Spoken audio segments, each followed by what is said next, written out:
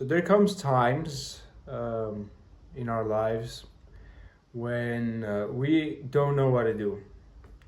We just sit at home, we watch Netflix, we play a lot of video games, aimlessly consuming without having any purpose or mission that we need to drive for.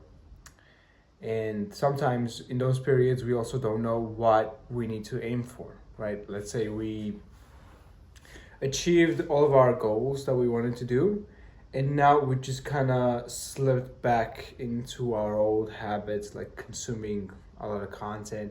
As I said, like no Netflix, video game shows, whatever, right? Yeah, we still kind of do, workouts every day, and we don't meditate maybe much anymore, and we don't introspect much anymore, and we just kind of feel groggy, sluggish, dirty in a way, empty inside. And that kind of cycles can just continue and continue. Day goes by, same routine, day goes by, same routine, whatever. And we just kind of go with the flow of life, kind of, not really trying to achieve anything because, we have achieved everything. Or if we don't know what we need to go for, then we're just wandering aimlessly and consuming all the content. So what can we do in that situation? Because a lot of people, they actually don't know what to do, right? I just kind of go and consume and just live my life. But, that kind of life, that's the ideal life we kind of imagine, right? Oh, we achieved everything. We got that $1 million. We got our business booming. We, achieved that perfect physique. And then we just stop doing that. We just stop trying to drive and try to go for something. And because of that, we fall back into our old habits. The way we can avoid that is to ask ourselves a question. To sit down and introspect about it, to really think about it. And the question is, how do we want to feel at the end of the day? Because, well, how do you want to feel at the end of the day? Well, you would say, I don't know, but think about it, right? How do you want to feel at the end of the day? I mean, okay, let's say I want to feel satisfied at the end of the day, okay? So we have a goal now, how to feel at the end of the day. I want to feel satisfied. Okay, now we ask another question. What do we mean by satisfaction, right? What is going to make me feel satisfied? And we can connect that to things that actually need to be done.